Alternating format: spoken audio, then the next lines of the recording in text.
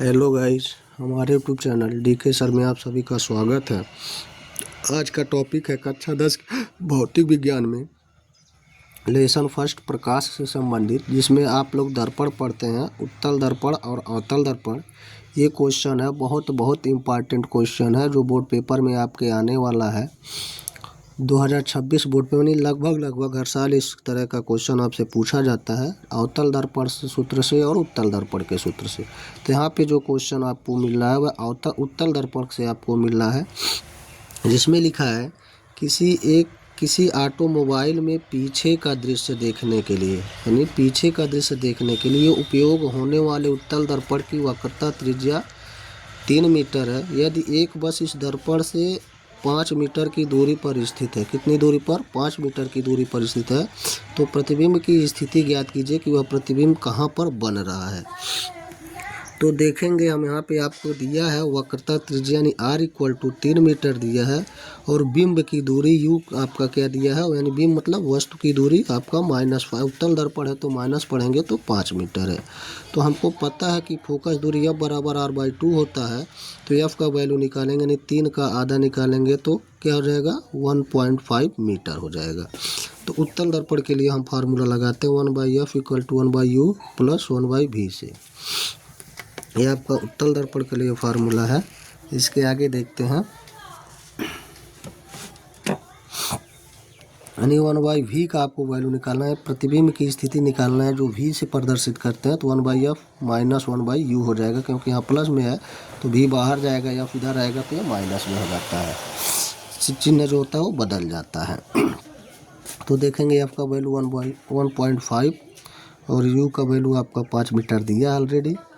तो वह यानी ये माइनस में है और ये माइनस दोनों मिलके प्लस हो गया। 1.5 और 5 का क्या करेंगे, हम एलसीएम लेंगे। तो एलसीएम लेंगे तो ऐसे डायरेक्ट इसको हम दशमलव हटा करके देख लेते हैं, 15 हो जाता है, 15 × 5 = 75 देख लेते हैं, 7.5 आपका क्या हो जाता है, एलसीएम ले लेते हैं। 5 का मल्टीप्लाई 1 में तो 5, 1.5 का मल्टीप्लाई 1 में तो 1.5 हो जाता है।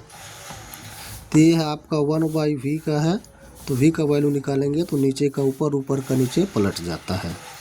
तो क्या हो जाएगा, 7.5 ऊपर हो जाएगा और 6.5 नीचे हो जाएगा।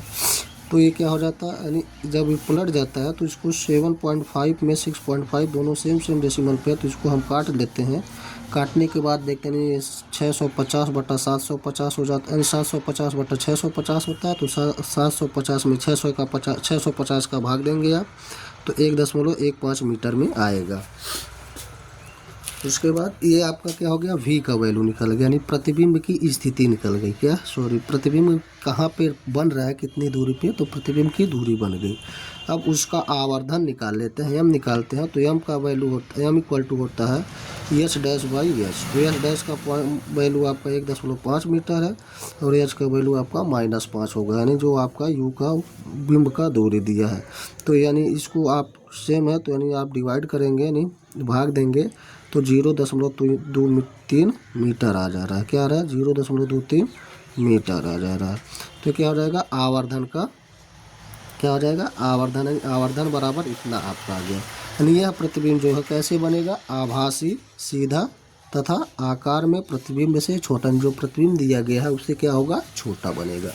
तो इस तरह से सॉल्व करने से यह निर्णय निकला कि जो प्रतिबिंब बन रहा है वह 1.15 मीटर पे बन रहा है और उसका जो आकार है, साइज है, वह क्या हो रहा है, आभासी बन रहा है, सीधा बन रहा है, तथा जो प्रतिबिंब दिया गया है वह कैसा बन रहा है, छोटा बन रहा है।